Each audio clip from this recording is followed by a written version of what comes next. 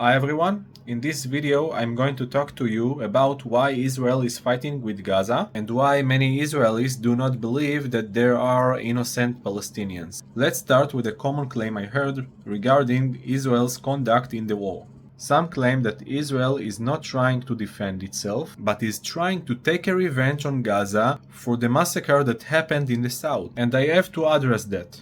First of all, I can understand why some of you think so, especially if you don't live here next to us and keep up to date with the news based on the media channels. But it is important for me to clarify that this claim is not true. Israel is currently in a war for its existence and is not acting with the aim of arming Gaza because Hamas armed us. We are in a situation where it is either us or them. This is not a slogan we invented for the war, but the grim reality we are in.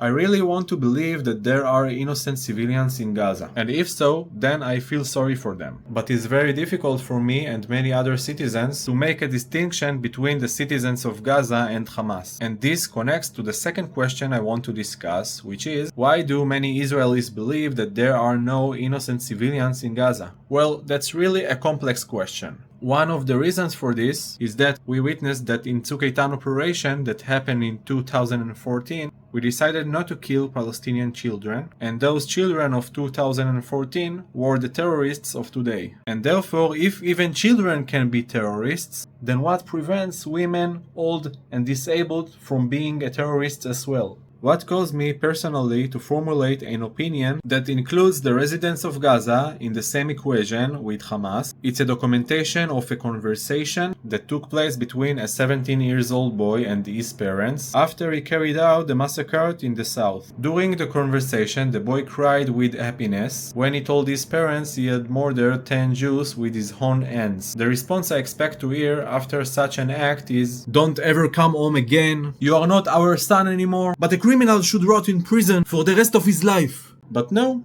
it turns out that the apple didn't fall far from the tree, and his parents, each in turn, blessed the son as they wept with joy and celebrated into the night. After hearing the conversation, I analyzed things in depth and came to an important insight. If the child called his parents and informed them of what he did, it means that the child belongs to Hamas organization and his parents do not. His parents are citizens who live in Gaza. After all, if his parents were members of Hamas, they would probably taken a part in the operational activity and would have been informed that their son had murdered Jews with his own hands. So this is why I and many others like me do not think that there are innocent civilians in Gaza. Of course, I would be very happy to find out that I'm wrong and that there are exceptions. But until proven otherwise, I would like all Palestinians to be moved to another territory, thousands of miles from our border.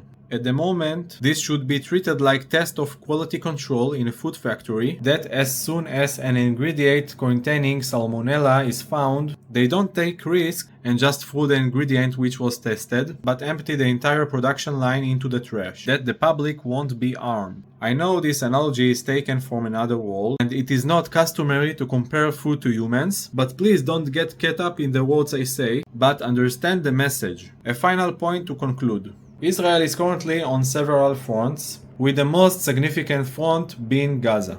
Besides Gaza, we have other neighboring countries, which I will not name, that look at us like herd of hyenas, waiting to catch the lion in a moment of weakness. Even though they attack us every day, and they are all aimed at arming civilians. All fronts can ignite into a real war, and what will determine whether this will happen or not is the way in which Israel will demonstrate military and political superiority. This is why Israel shouldn't stop the war before it destroys Hamas to the core, so that the neighboring country don't see us as a puppets on the stream who can always attack us without paying a heavy price. So that's all for now. Thank you so much for watching this video. I see you again in the next one.